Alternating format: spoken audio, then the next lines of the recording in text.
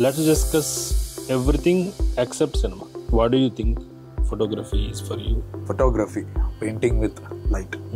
ఇప్పుడు బయట మాట్లాడే చాలా basic discussion, wide, mid, close, ఇది కాదు. ఇంకా నువ్వు వెతుక్కుంటూ వెళ్ళినప్పుడు ఒక పర్టికులర్ ఎమోషన్, కళ్ళు వాళ్ళు కదిపే విధానంని. ఫోటోగ్రాఫ్ ఒకసారి మనం తీసామంటే మనం అది మన మెమరీలో ఉండే అవకాశాన్ని తెలియకుండా తగ్గిస్తున్నాం. అది తీయడం వల్ల పీపుల్ యొక్క మెమరీలో దాన్ని ఎక్కువ రోజులు పెడుతుంది. You're losing in one way and you're gaining in another వే.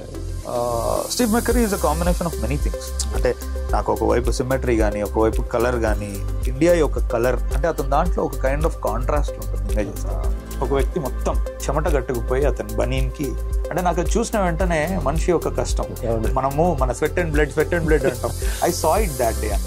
కానీ అది ఎలా తెలుస్తుంది ఒక ఆర్టిస్ట్కి? ఇది నా స్టైల్ ఏమో. ఆర్టిస్ట్ అని నిన్ను అనుకునేదే. మీరు చెప్పినట్టు డిప్ వచ్చినప్పుడు ఇది నాది కాదేమో అనుకునేవాడు యాక్చువల్ ఆర్టిస్ట్. ఒక గ్రూప్ ని నువ్వు ఇంప్రెస్ చేయాలని రాసుకున్న ఏ రాత క్రియేట్ చేసింది ఏది నిలుపుతావు. అలా చేసినప్పుడు నువ్వు గుర్తుపెట్టుకోవాల్సింది ఏంటంటే నువ్వు కాదు, నీతో పాటు నీ ఆర్ట్ కూడా నువ్వు మంచిది. You have to give your self, you have to invest your self. అతను అంత గొప్పోడని ప్రపంచానికి తెలిసింది, కానీ అప్పుడు అతను లేడు. I learn something from that kind of stories అండి. ఏంటంటే నామై వర్తి అనేది నాకు వస్తుంది, రేపు మీకు వస్తుంది, రాజమౌళి గారికి వస్తుంది. ఇది గాడ్, ఇది మనిషి. ఒక 1 month సుప్రభాతం ఆపి నాకంతటా నేను కనుక్కున్నది. దిస్ ఈస్ కాల్డ్ త్రిభుజాకృతి. లెట్స్ డిస్కస్ అబౌట్ కలర్ అండి. అంటే I keep doing shade cards and all that stuff. So చాలా మంది గర్ల్ ఫ్రెండ్స్ ఉన్నారు మీరు. ఒక్క రాంగ్ చిజల్ పడినా ఇది పాడైపోతుంది అని వదిలేసిన ఒక బ్లాక్ ని తను తీసుకుంది. అదే ఛాలెంజ్.